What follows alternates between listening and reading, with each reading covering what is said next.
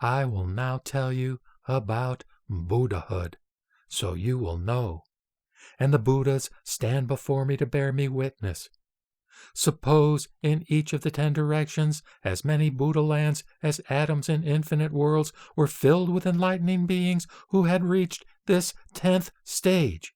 The accomplishments of those enlightening beings effected over endless eons do not amount to the minutest fraction. Do not compare at all to the scope of one moment of knowledge of a Buddha. Following this knowledge, enlightening beings with body, speech, and mind not other than those of Buddha do not abandon the power of concentration of enlightening beings. Yet they visit and attend Buddhas and pay each one honor in all kinds of undertakings for endless eons. Because of their extensive service, they receive from the Buddhas the illumination of empowerment, and become all the more unfazed in answering questions as variegated as the cosmos for millions and millions of eons. Just as a great ornament inlaid with great jewels, fashioned by a celestial craftsman, fastened on the head or neck of the king of the gods of controlling power, cannot be outshone by the ornaments of other gods or humans.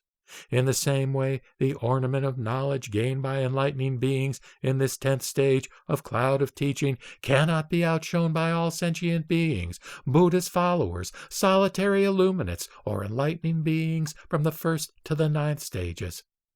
The light of knowledge of the enlightening beings in this stage is conducive to the introduction of sentient beings into omniscience, and cannot be outshone by other lights of knowledge. The light of enlightening beings in this stage of cloud of teaching cannot be eclipsed by all followers, solitary illuminates, and enlightening beings from the 1st to the 9th stages, and even ultimately leads beings to the state of omniscience.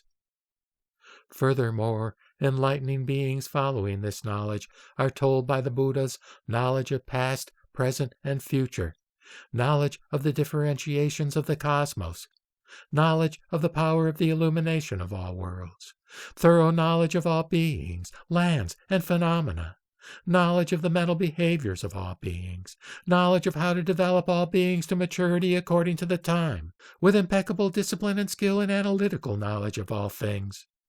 In sum, they are told infinite revelations of omniscient knowledge. In these enlightening beings, the transcendent ways of knowledge is paramount, while they practice the other transcendent ways according to their power and their lot. This is a summary of the 10th stage of enlightening beings, called Cloud of Teaching. It would take forever to tell the full details. Most of the enlightening beings in this stage are mighty in teaching beings the ways of transcendence, of disciplines, solitary illuminates, and enlightening beings unfazed in answering questions on the differentiations of the cosmos.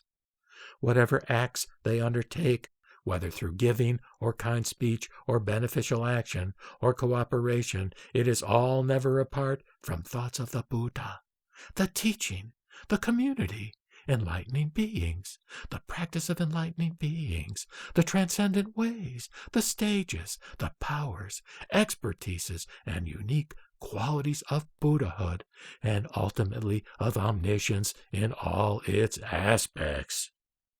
Why? Because they would become the best of beings, unexcelled leaders and guides, and ultimately omniscient refuges. Accordingly, they initiate such effort, by which burst of energy they instantly attain as many concentrations as atoms in 10 quintillion unspeakable numbers of Buddha lands. See that many Buddhas and realize their power. Shake that many worlds. Go to that many Buddha lands. Illumine that many worlds. Mature that many beings. Abide for that many eons. Penetrate that many eons, past and future. Ascertain that many ways of access to truth, and show that many bodies, each body surrounded by that many enlightening beings. Beyond that, enlightening beings with the power of vows perform, by the excellence of their vows, countless transformations of their bodies, auras, mystic powers, vision, spheres of action, voices, conduct, adornments, powers, resolutions, and performances.